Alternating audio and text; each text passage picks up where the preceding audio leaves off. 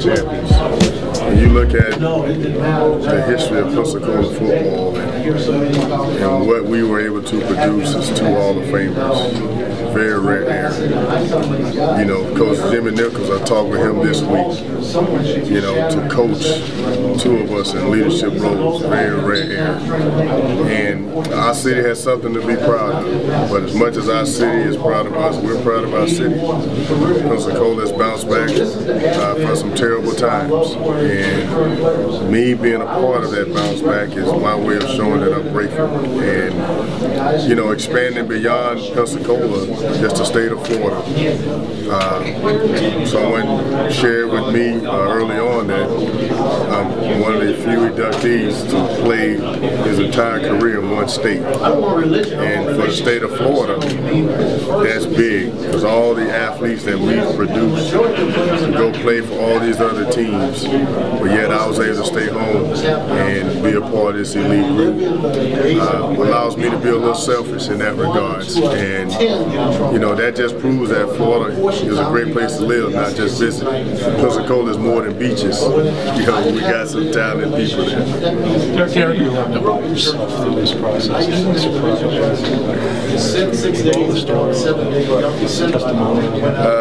It's almost like this is your life. I've learned that I have another level of patience. I'm sure. I think I've probably earned a doctorate 2 times over with patience throughout this process, but it's a part of me. It goes back to what I said earlier. Rick, I just do the best I can to treat people how I want to be treated, and you just get to know yourself in different areas. When I say that, I just find another area of my life that I get a chance to prove it. And throughout this process, obviously, trying to give everybody what they need with my access, with my time. I just learned that about myself. You know, I learned a lot about my family.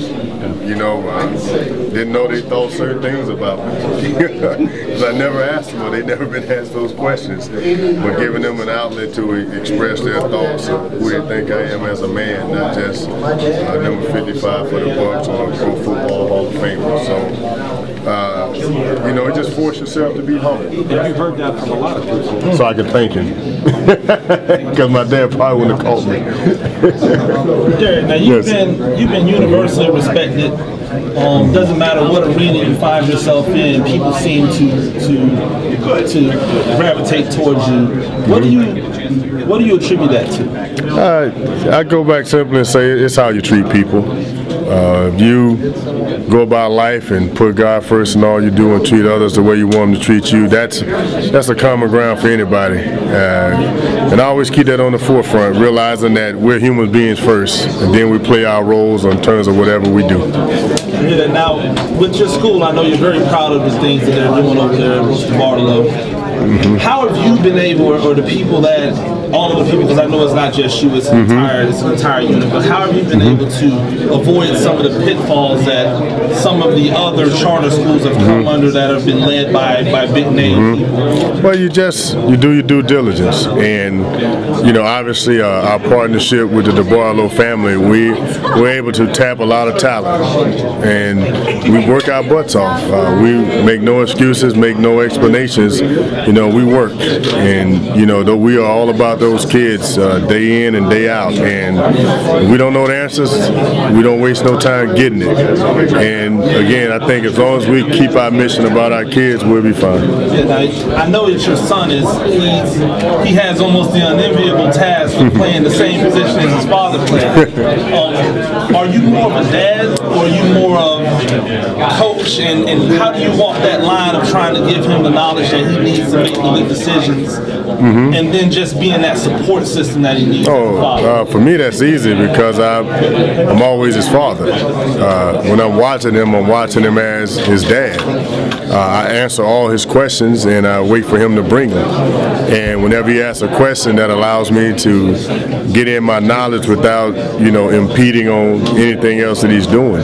So, you know, we do a great job of keeping that balance, because I think once, you know, you cross that line, you get into coaching now, you know, it creates an expectation that he may not be comfortable with. My son, he's comfortable in his own skin, and he knows I love him. You know, I'd rather he go cure cancer. But he wants to play football, and I'm going to support him as a dad, and I'm always watch him as his dad first.